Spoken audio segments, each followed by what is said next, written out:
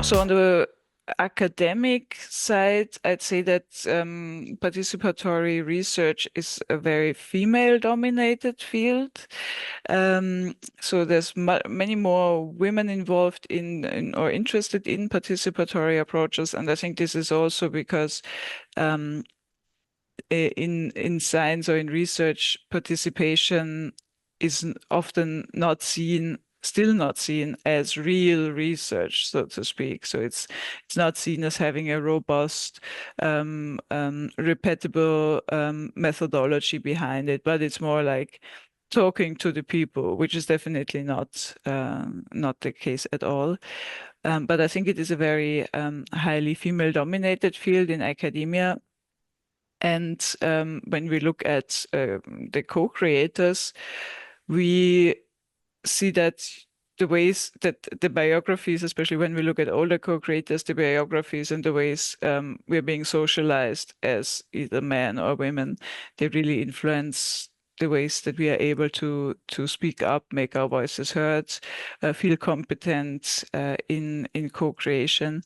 And so I think we are developing a lot of methods to alleviate those differences between genders, but also between social classes, people with higher or lower levels of education, people living with experiences of poverty or homelessness. I think it's important, on the one hand, for the older co-creators that are involved in research because as being socialized throughout their whole life courses as men or women, they have learned different ways of expressing themselves, of believing in their competences, and of speaking out for themselves. And I think the same really goes for academic researchers who are socialized with different interests and different methodologies and competencies. So what we see is that participatory research is academically a very female-dominated field, while in PAAR-Net we make the experience that on the side of the older co-creators, we attract more male voices than female older co-creators. So there are definitely gender imbalances and gender plays a role.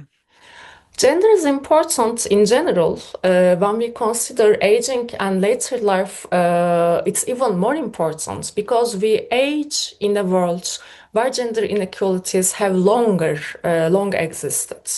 To ensure equal opportunities across all genders, sexual identities, and sexual orientations, we must acknowledge the ways in which gender shapes aging.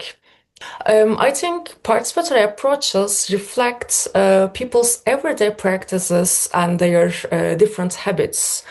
On the one hand, participatory methodology in research help reveal gender differences and potential inequalities. They help researchers to understand everyday life practices of aging in aging research of older adults. On the other hand, by involving participants as co-creators, these methods offer people the opportunity to become social agents and change makers in their own lives. In my experience, I have seen specifically older women based in Istanbul, Turkey, how they demonstrate strong engagement and desire for social change. Participatory approaches can make their lived citizenship experiences more visible. It's a very crucial variable like age and life stage that contributes to unequal conditions, are reflected by these unequal conditions, but the solution may also be entangled itself. For instance, inequalities related to age often intersect with gender. Therefore, intersectionality literature, intersectionality practices can also be quite crucial and meaningful to continue our research based on gender differences. People experience aging differently due to their unique life circumstances, and recognizing gender inequalities helps us as researchers better identify and address these disparities. Gender shapes how aging is experienced and perceived. Participatory approaches that are sensitive to gender and intersectionality can, from my perspective, uncover inequalities and ensure the diverse voices, especially of those with vulnerable positions and minorities, that they are involved and valued.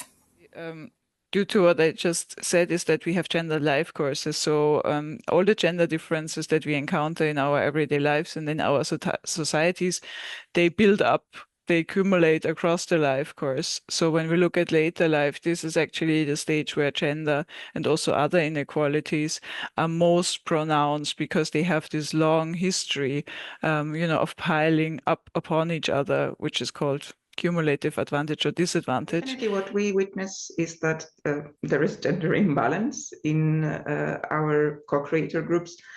Right now we have majority of older men, which is very unusual, as usually in participatory projects there is majority of female participants. Yes, definitely, I believe that there is plenty of research that indicates historically also the impacts of gender imbalances in research into the research findings. So one of the prominent examples is the under-detection of heart disease in women that was caused because of all tests were conducted with male participants.